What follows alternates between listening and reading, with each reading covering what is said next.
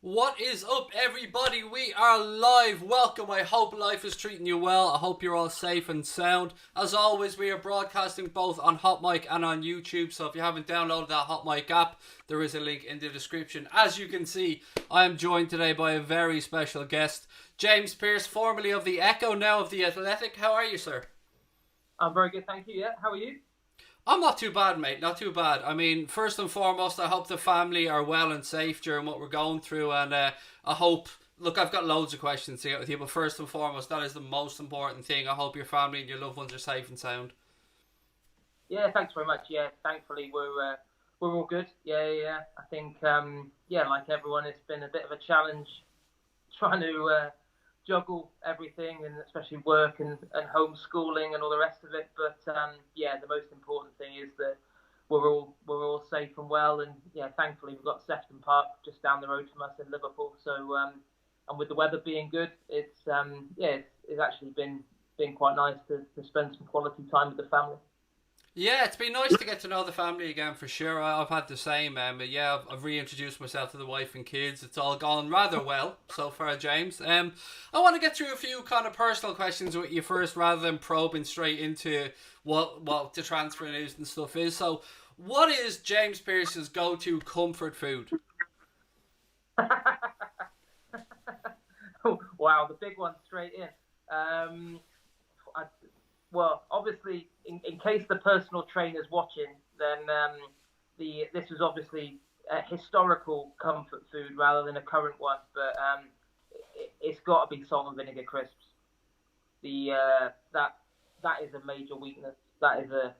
It's a flaw that I'm still working on. We're not perfect, James. Not even yourself. I mean, the trainer isn't watching. We can safely say he's not watching. So I think during these times, a man can allow himself a bag of salt and vinegar crisps if he so wishes. I suppose next up, what shows, if you've had time, have you been binge watching? Do you know what I'm like massively behind the times with probably not just when it comes to watching TV, probably with a lot of things, but only earlier on this year, not long before the lockdown, did I finally get to the end of The Sopranos, which had completely passed me by first time around. So and then, to be honest, during the lockdown, I've been ploughing my way through Breaking Bad, which again I can't believe that I haven't seen before now. But yeah, the only it's a bit of an odd. I absolutely love Breaking Bad, and it is, it's addictive in terms of, like, you watch one episode, you think, oh, I'll have to just watch one more, and then you watch another one. But I'm having to get up really early in the morning to watch it because the kids are massively out of sync with their sleep patterns. I find myself going to bed at the same time as them, and obviously you can't watch Breaking Bad when kids are around. So I've been finding myself watching Breaking Bad from like 7 a.m. till 9 a.m., which is obviously a bit of a strange time to be doing it. But yeah, I'm well into the third series now and absolutely loving it.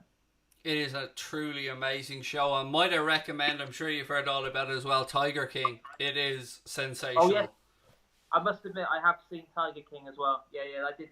That was in the early few weeks of the lockdown. We got through that. Yeah, I mean, it was just absolutely bonkers, Tiger King, wasn't it? I mean, when there's a fella with about 3 or 4 wives who rides around on a giant elephant and he's the most normal of all the main characters in it, you know you've watched something truly special. Carol Baskin, huh? What do we think? Yes or no? Did she or didn't she? I mean, I can't let you off the hook on this one, James. Well, we obviously got to be very careful in case Carol's lawyers are watching. But And she does have some. I think she's married to one, isn't she? So yeah, we'll have to just trust the legal system over there to deal with that one. But yeah, sadly, do you know what, the thing that struck me watching it was obviously it was so clear how much Joe Exotic wanted to be famous, didn't he? He wanted, his dream was for the world to be talking about him, and there's a certain irony the fact that, he's actually, his wish has finally come true. Yet he's not really around to bask in the glory of it because he's in his cell. It is. It's one of those shows that just when you think you're starting to come around to, oh, I think I've got this sorted out, something else comes, and you wonder how they could keep dragging on so many episodes, but each one, another surprise comes. Well, I suppose we should get to football life and your professional life now, James. What has been your favourite ever interview that you've conducted? Oh, favourite ever interview. I'd say probably the one that probably means the most to me would be doing the first kind of non-club media interview that Steven Gerrard did after he'd made the decision to leave Liverpool. In what would that have been, kind of the early part of 2015. Just because it was, he was, and he still is, absolutely brilliant to interview Steven Gerrard, because in an era when a lot of players have a lot of media training and can be, a lot of players that can be quite reluctant to really voice an opinion on something. The great thing about Steven Gerrard was that, probably, I always used to say, 5 minutes with him was probably worth 20 minutes with anyone else around that time, because, he was just such a straight talker, and was, and that was one of those interviews where you just thought, even when I was doing it, I was thinking, do you know what, this is one of them ones I'm never going to forget, when he's talking you through the emotion of, and his voice crackling with the emotion of it all, and in terms of the decision to walk away. And so yeah, I'd say I've been lucky over the years to sit down with some remarkable people and spend time with them. But yeah, I'd say that Gerrard one in 2015 was probably my favourite one. Is it something that you become accustomed to or almost become numb to? I remember the first time I was sitting at a press conference and Jurgen Klopp walked in and my jaw nearly hit the floor. The man just oozes magnetism when he walks into a room. And is it something, you've interviewed so many people over the years, James, and as you said, you've been rather fortunate to live your passion. Is it something that you get used to, or you still pinch yourself at times? Yeah, do still pinch myself at times. Yeah, I must admit. I think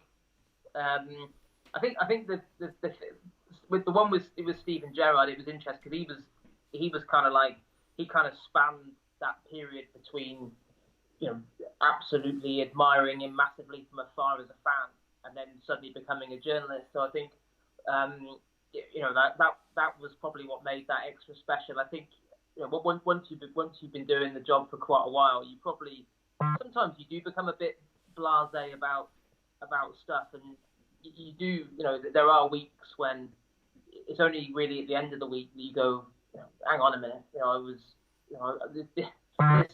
this isn't a real job, is it? When you get to, back in October time, got to spend an hour in Jurgen Klopp's office, when you're sitting down for a couple of hours with Pep Linders and talking about his journey, to Liverpool and what it's like working with Klopp. And yeah, sometimes you do pinch yourself and say, like in any job, you have good weeks and bad weeks. But even during the tough times, you do sometimes. I always think you need to just take a step back and appreciate that. I am very, very lucky to do what I do.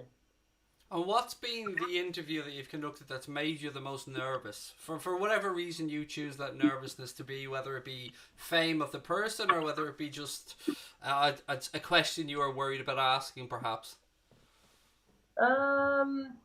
Nervous. Do you know, it's a tricky one, actually. The nerves probably would go, like, just probably. There isn't one that kind of massively jumps out. It's more probably going back to those early days when you felt like a fish out of water, going down to Melwood and doing player interviews and that thing where I started as the Echo's Liverpool reporter in kind of February, March time 2011, so it was just after Kenny Dalglish had come back for his second spell as manager. And I think that's probably the most nervous times, when that kind of first impressions count, and you do feel under pressure that people are going to be judging you on how you do and how you approach things, and and of course, you kind of learn as you go through, because especially I think it is that thing of building up relationships with people is so important in football journalism, that that trust factor, and I'd say probably just that nervousness of knowing that just like, do not mess this up. Whatever you do not say the wrong thing.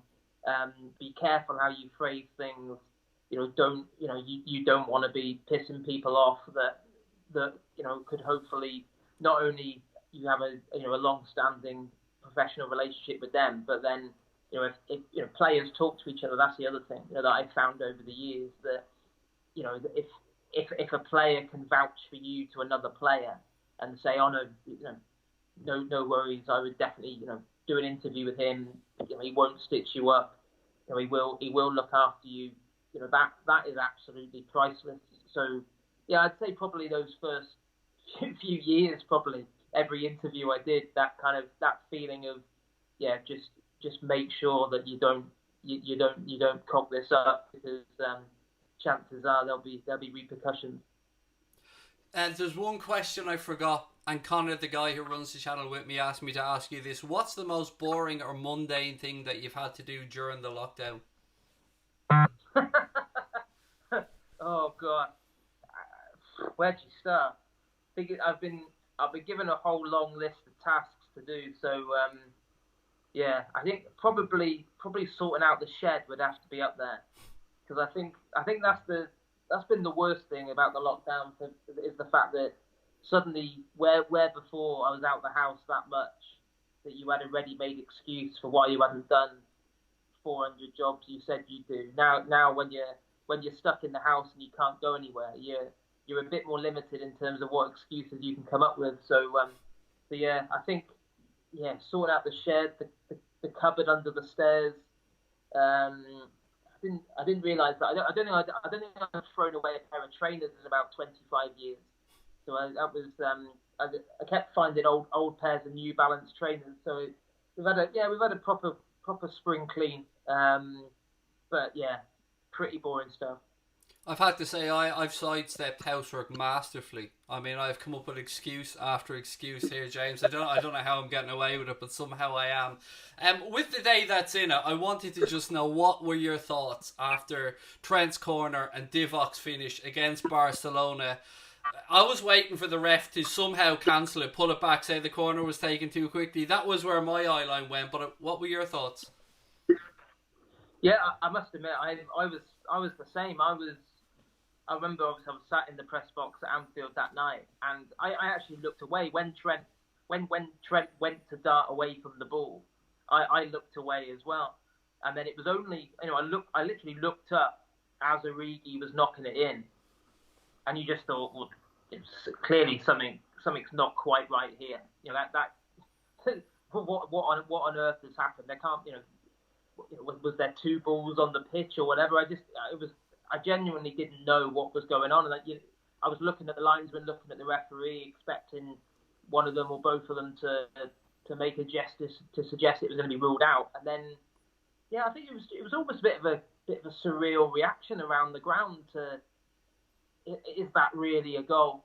And then obviously once you watch it back once, you think absolute piece of genius from Trent Alexander-Arnold, and Origi made what was a difficult finish look incredibly easy, the way that he tucked it away. So yeah, I genuinely can't believe that's a year ago already. It has flown by, hasn't it? It really has. Yeah, and do you know what? It was such a special night, that, because I've always classed myself as a reasonably kind of optimistic person, but I must admit, when I parked the car up on Stanley Park that night and walked up to the ground, I've got to be brutally honest. I didn't give us a prayer. I thought, more than anything, because I thought Barcelona would score, and then you're in the territory and needing 5, and I thought, well, Liverpool aren't going to get 5. So yeah, and then it was just such an incredible night, and I was thinking about it today, especially when you factor in, the no Salah, the no Firmino, the Robertson going off injured, Henderson was in all sorts of trouble and painkilling injections to get him through it. And someone reminded me earlier as well about Firmino getting that early yellow, yet he was absolutely immense after that, in terms of a performance of controlled aggression. And I'd say that's probably the most I've struggled to ever write a match report under real time pressures, because I remember just sitting there for 15, 20 minutes after the game had finished at Anfield, and eventually obviously the place starts to empty out, because you're just thinking, how on earth do you? What have we just witnessed there, and how do you go about putting that into words? Because you kind of think you've just about seen everything at Anfield over the years, but for me that was in a class of its own. That fight back against Barcelona, because of all the circumstances around it, just a very, very special night.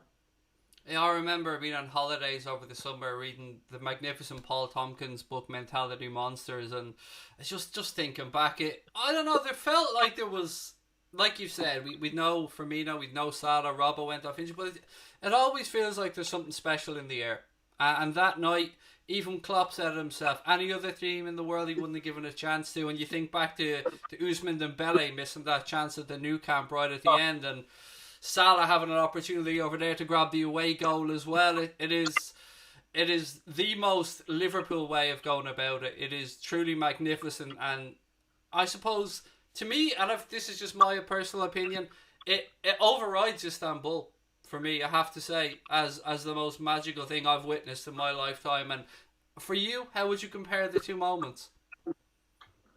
Well, do you know what? I wasn't fortunate enough to be in Istanbul. I think purely for that factor, the fact that I was at Anfield that night against Barcelona, and just to feel, the place kind of shake like it did that night. That for me, that's was probably it was probably different to the final, in so much as the final was obviously against Tottenham was incredible because of what was at stake. But in terms of the achievement, in terms of turning around a result and the odds absolutely stacked against you, I've never kind of witnessed anything quite like that against Barcelona.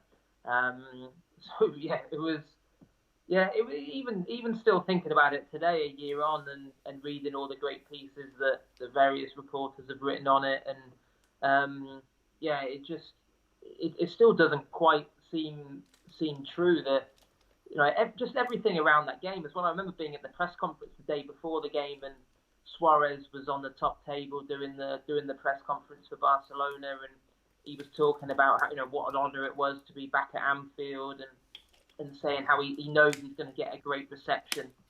And you're like, well, not 100% sure about that, Louis. And the fact that I think we know what phrase attached to Suarez's name was ringing around Anfield that night, and it was Anfield was at its spiky, kind of belligerent, inspirational, and intimidating best. And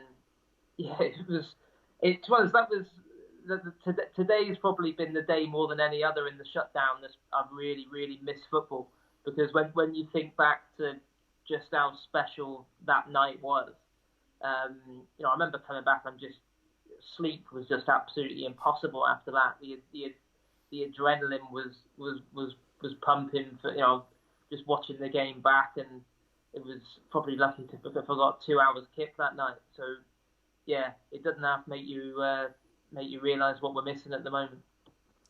Yeah, I mean, we've got to give a nod to the owners, to Dave Fallows, to Michael Edwards, but none of this would really be possible without that big, crazy German, that lovable rogue that's come to the club. And for those that don't really understand, can you maybe try and put into words why Jurgen Klopp is just a perfect fit for the city as well as the club? Yeah, I think you're absolutely spot on. He is. I think he just ticks every box. I think he he's.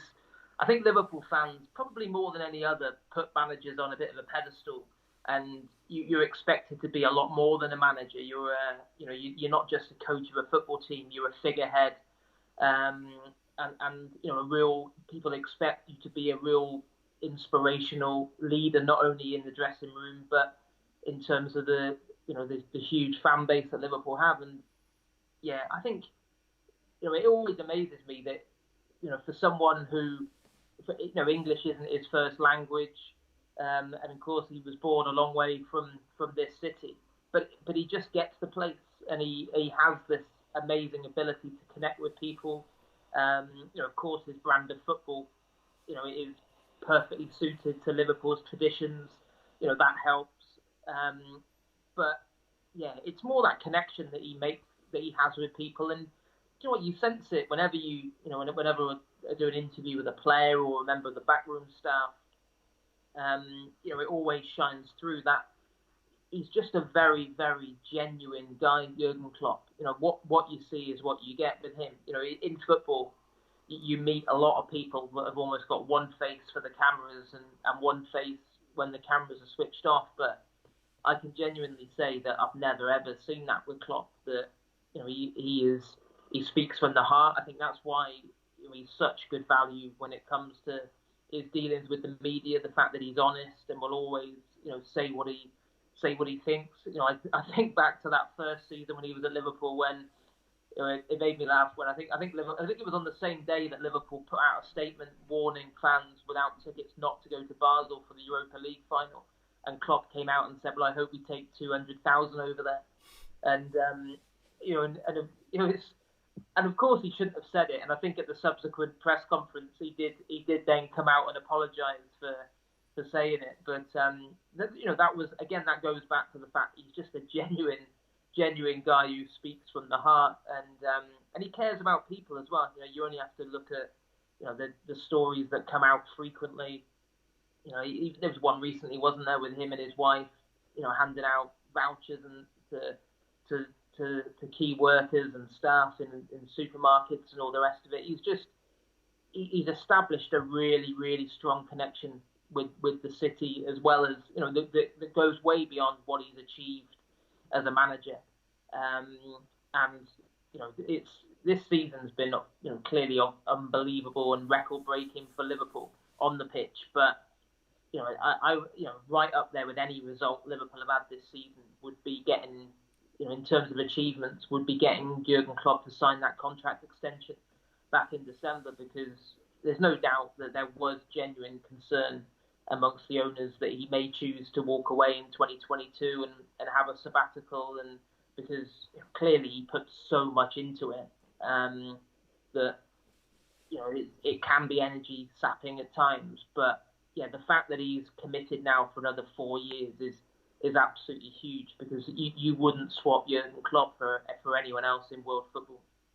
There was one phrase that I remember him saying when he came to the club, and it was that he wanted to leave it in a better place than when he arrived. And whenever he does move on, I think we can safely say that he's done that, James. He's certainly brought us to a better place. And we have had a pantheon of amazing managers throughout the years, as you pointed out, but he's established himself right up there as a real, not just fan favourite, but as you said, a real person who's come and embraced the city. Rafa was similar. It's we're privileged to have him, and it looks like the Bundesliga will be the first of the major European leagues to get back playing football. And I just wanted to know what your thoughts were on the approximate date of mid-June, late June. Now I know this is a working thing, but for Project Restart in England, what your thoughts are on that? Yeah, well, hopefully that at the moment that is what the clubs are working towards. I think whenever you speak to people involved at any level, it kind of at the top end of the game at the moment, they're all wary about kind of nailing their colours to the mast on exactly when football will come back, because of course, as everyone keeps telling us, that it is dependent on the health advice and the declarations from central government here in the UK. But a huge amount of work is going into trying to get football in a position where we can have the Premier League back in the middle of June. Another big meeting planned next week involving all 20 Premier League clubs. So there's a lot of things to work through, and it is very, very complex. And it's going to be difficult to get the full agreement because, of course, there's a huge amount of self-interest at play, as you'd expect. Every club, every club and every chief executive on those conference calls are looking out for their own club, as you'd expect. But everything still points to getting this season completed, one way or another. I think which is obviously something that Liverpool are very, very keen to ensure happens for obvious reasons. But it also goes way beyond just the mathematical thing of Liverpool being crowned champions. I just think I've never understood this argument touted by fans from some other clubs about just null and void this season and then we'll be ready to crack on with next season, because that doesn't really solve anything. It actually creates a massive headache when you're trying to sort out promotion and relegation and Champions League qualification, and you only have to look at what's happened in France over the last week when they took the decision to curtail the season there, and then there's all kinds of legal challenges that are going to erupt as part of that. So at the moment the neutral grounds thing is obviously kind of gathering pace, and whether that it looks like that's the most likely way that we're going to see football back. But if that's what it takes to get this season finished, then so be it from my point of view. Yeah, as you said, it's easy to sit here and look at it from a Liverpool-centric perspective and to be biased. I mean, we do want the game to finish for Liverpool to win the league, but it is also important for the integrity of the league, and not just the Premier League. I mean, we can sometimes be in this bubble, can't we, where we're very Premier League focused, but you've got to look at the likes of Leeds, you've got to look at West Brom, and you've got to look at the money invested by Fulham to try and keep Alexander Mitrovic there for another season to get promotion, and it goes right down below that. And you touched on the legal challenge as well. We seen when the National League below was cancelled that straight away. There was already litigation perhaps there. So, I mean, it does. We can find ourselves in this Premier League elite bubble almost, James. But you're right. You do have to think further down the pyramid as well. Yeah, 100%. So yeah, that's what's always baffled me about this idea that the null and void thing, because the idea that makes things easier in any regard just doesn't stack up, because try telling, as you said, try telling Leeds or West Brom that nothing that's happened over the last 7-8 months counts for anything, and we'll just all start again and rerun 29-20 as the 2020-21 season. That is completely unrealistic, and especially when you have to factor in the fact that UEFA want all the associations as well to put forward their teams for the Champions League for next season. It needs, if it's safe to do so, which I think that goes without saying. It's important that football comes back. And I also don't understand. You get some people say, "Oh, we shouldn't even be talking about football at a time like this." And I've had people respond to stories on The Athletic that I've promoted on social media saying, why are they even having meetings? It's outrageous. At a time like this, but it's over the next few weeks, touch wood, we are going to see the restrictions lifted to a certain degree. And various industries are going to start coming back in some capacity, and it's only right that football.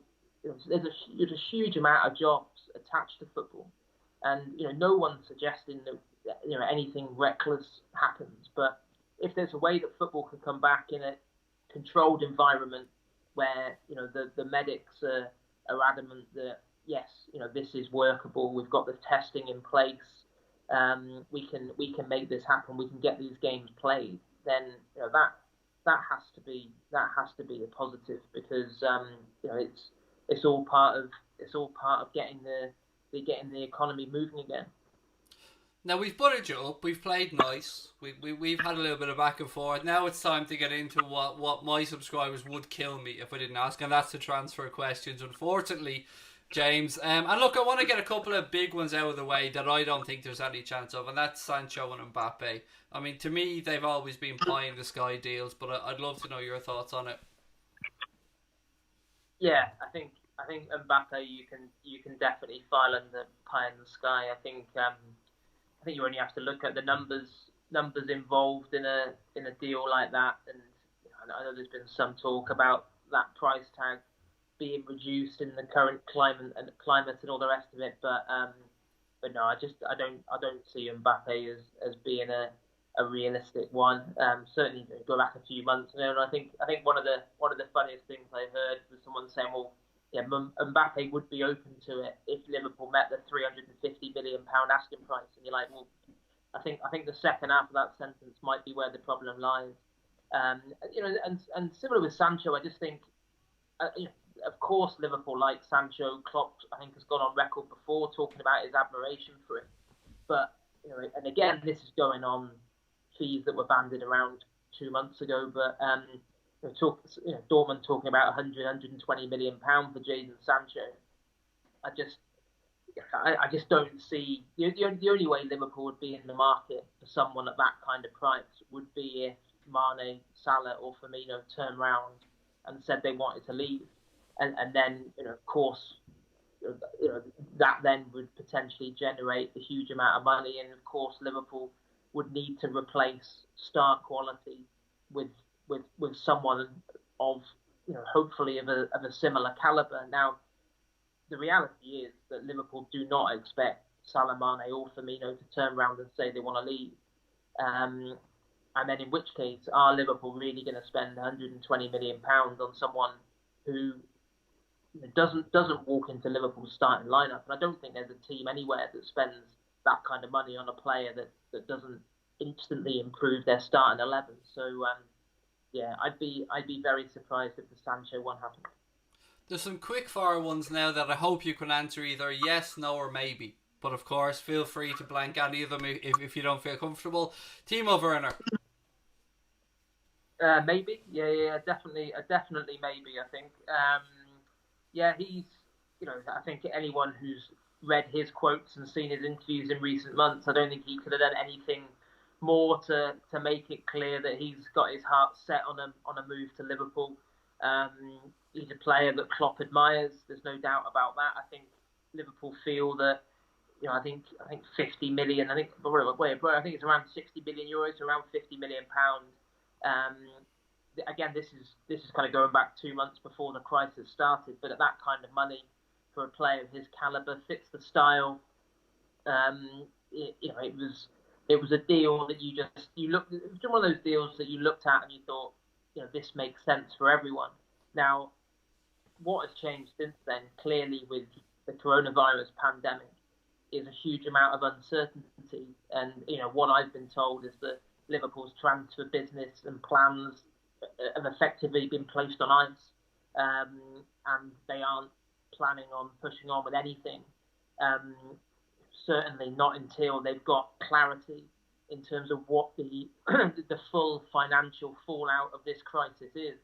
And I think some people do underestimate just how big a crisis this is even for elite clubs like Liverpool, because it's all well and good saying, oh well, they had record revenues of £550 million or something in the last accounts, but they also had a wage bill of £310 million, and since the middle of March they've had absolutely nothing coming in terms of the revenues, and so huge impact commercially, huge impact clearly in terms of match day revenues.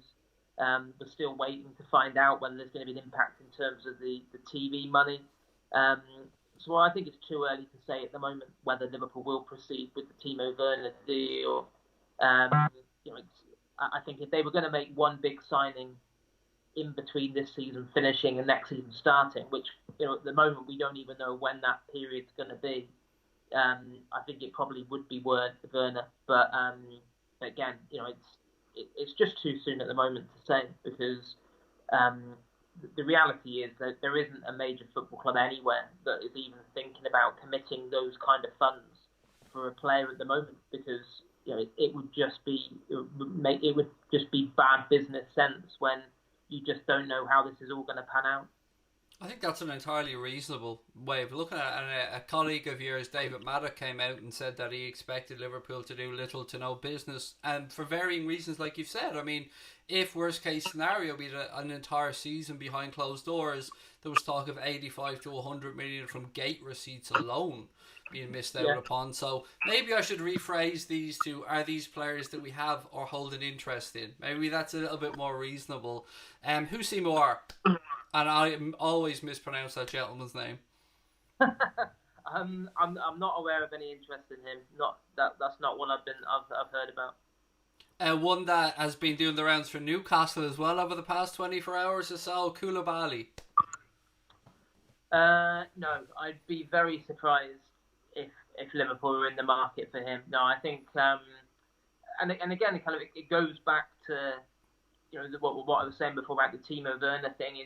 In terms of, not only is there uncertainty for Liverpool at the moment in terms of potentially going and buying players, but I think this will have a big impact on Liverpool in terms of what happens in terms of outgoings as well. Because speaking to people a couple of months ago, they'd have been looking for probably 20 million plus for Harry Wilson, 15, 20 million maybe for Marco Grujic, Dejan Lovren. I think that there was some suggestions that he could turn around and say, well, I don't fancy hanging around as third or fourth choice centre back, potentially move on as well.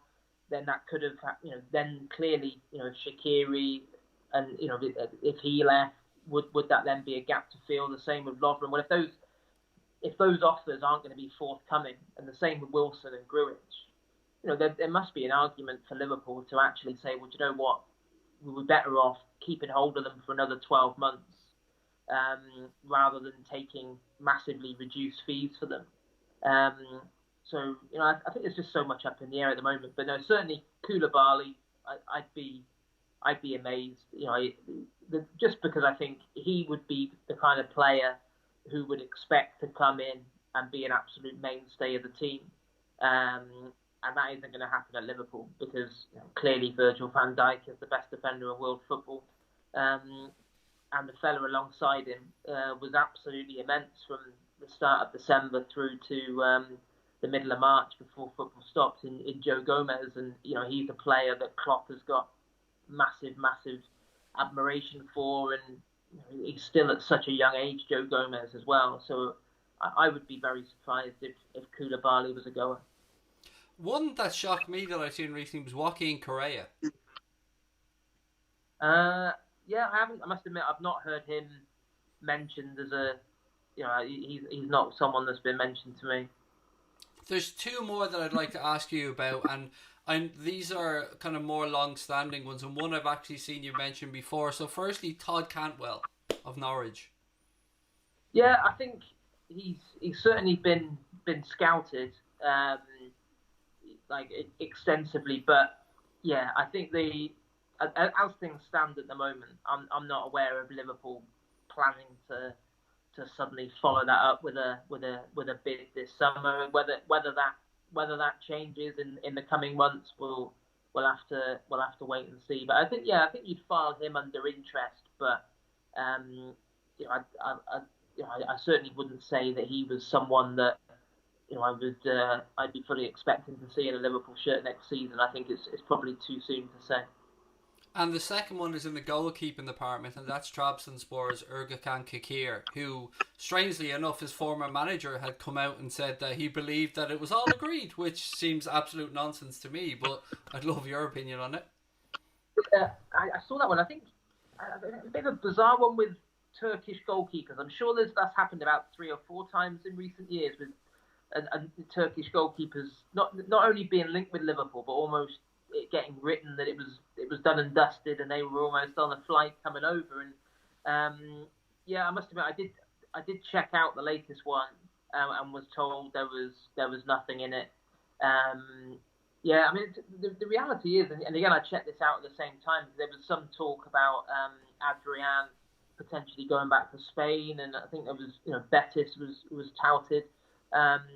But and again, this was probably 2 weeks ago, but I was told then that Liverpool, that's news to Liverpool, they fully expect Adrian to be staying around next season as backup to Alisson. Of course, they've got a bit of an extra issue there in the goalkeeping department now that Loris Karius, having terminated his contract with Besiktas. But I think Liverpool knew. I think I wrote on the Athletic back in February that Liverpool knew then that Besiktas definitely wouldn't be buying him. So I'd expect Karius to move on this summer. I don't. I've seen some people suggest that he would be a better bet than Adrian as backup to Alisson, but I think I wouldn't go along with that. I know Adrian didn't cover himself in glory a few times shortly before the break, but in general, I think Adrian has done really well for Liverpool as a backup keeper this season, and I'd certainly be a lot more confident about having him as the number 2 than Loris Karius. 2 more really quick things, because I know you're really busy and you've got the kids and you want to get off and spend some downtime, and rightly so. The interesting situation that's coming out with Gini Wijnaldum's contract negotiations. I mean, he's somebody that clearly is versatile and can play in a number of positions. The manager clearly loves him. We love him as fans. What's your take on that?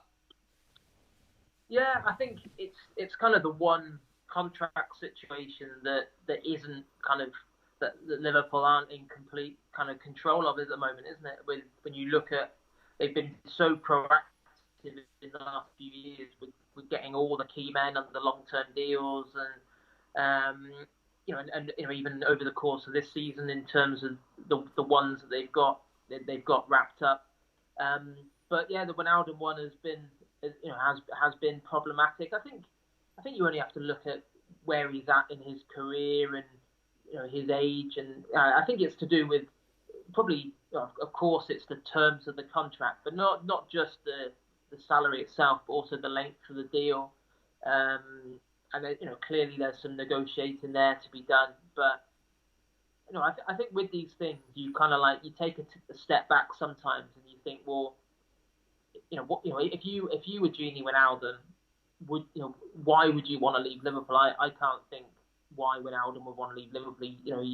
You only have to spend some time in his company, and he's an absolutely fantastic fella to realise that he absolutely loves being at Liverpool, and when the big games come along, Klopp always turns to him.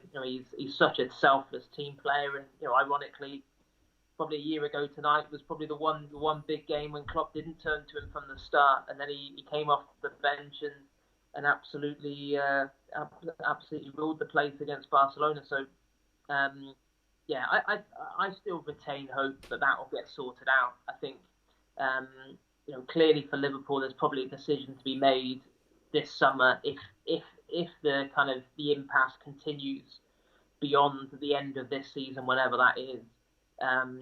Then of course you run the risk of potentially losing him for nothing the following summer, which clearly you wouldn't want to happen. But I think, I still don't think that would necessarily force Liverpool's hand or anything, because as we saw with Emre Can, they were prepared to let that deal run down. So, but I just think in terms of how important he is and how much he loves playing for Liverpool, I'm still hopeful that they'll come to a compromise on that one. And finally, James, we're about to enter the era of Nike being Liverpool's kit manufacturers, and I want to give a nod to New Balance, by the way. I think they've done an excellent job. They've produced 2 record-breaking home shirt sales in a row. But I just want to get your thoughts on the Nike deal moving forward, and is this Liverpool stepping up into the big time? Yeah, it is, and it's.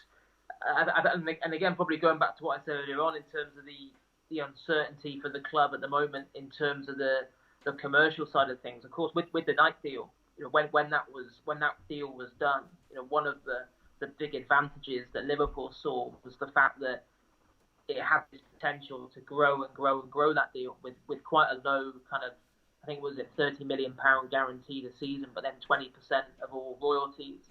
And again, with the crisis at the moment, that for Liverpool to really cash in from that deal, they need not only do they need football back, but they need all those shops all around the world to be open and to be doing business. So, but yeah, I think you're right. You know, New Balance have done I think they've produced some fantastic kits, New Balance, and you know they've done a decent job. But yeah, I think clearly Nike are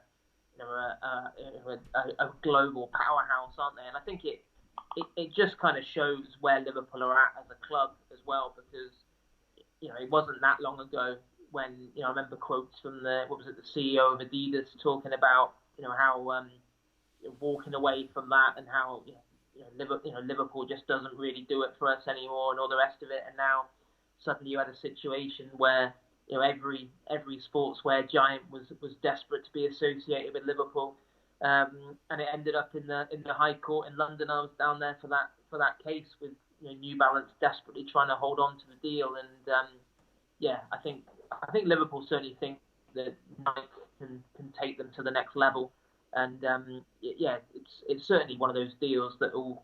I think the good thing for Liverpool, once we get past this crisis and there is some kind of normality that returns, is that deal will continue to grow and grow for them financially as the club continues to be successful on the field. I think I speak for all Liverpool fans, James, when I say it's been a pleasure following your career so far, especially with the Liverpool aspect of it. Is there anything big coming up on the Athletic from yourself or your colleagues that you'd like to let us know about, or maybe that you can't quite tell but you want to just give a sneaky little thread here for our subscribers?